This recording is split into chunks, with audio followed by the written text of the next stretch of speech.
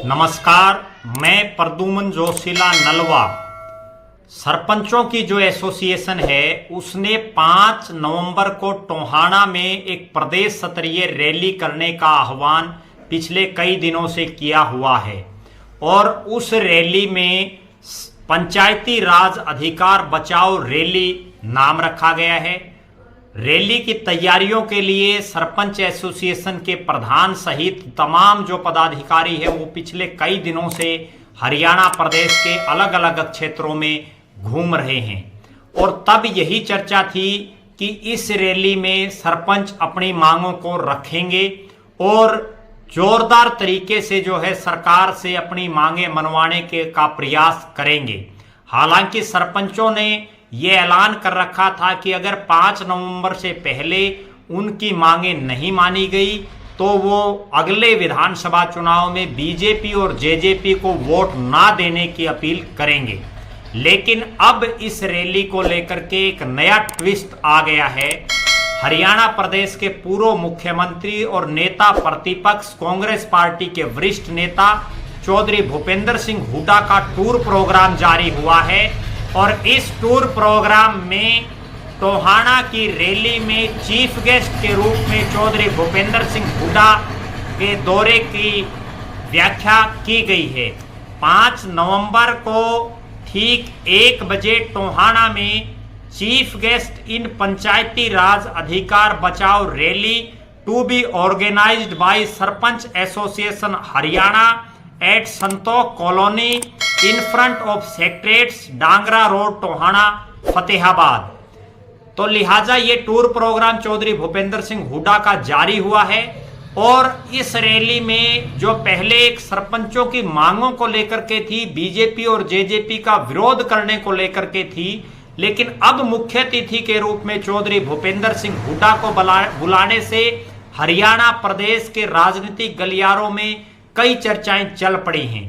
सबसे बड़ी चर्चा तो ये चल पड़ी है कि पिछले 1 साल से लगभग जो सरपंचों का आंदोलन मुख्यमंत्री मनोहर लाल खट्टर और पंचायत मंत्री देवेंद्र सिंह बबली के खिलाफ जो चल रहा है, जो ई टेंडरिंग और सरपंचों के अनेक जो मांगे हैं उनको लेकर के जो मुद्दे उठाए जा रहे हैं, लिहाजा ये कहीं कांग्रेस की तरफ से या चौधरी भूपेंद्र सिंह हुड्डा की तरफ से प्रायोजित तो नहीं है।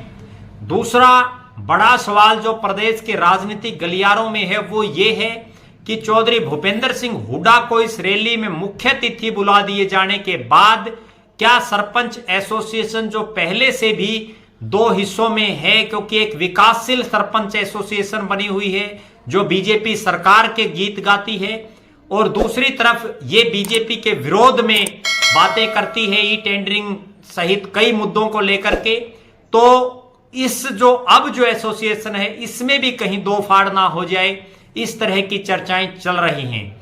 लिहाजा देखना यह है कि चौधरी भूपेंद्र सिंह हुड्डा 5 तारीख की इस रैली में क्या बोलते हैं।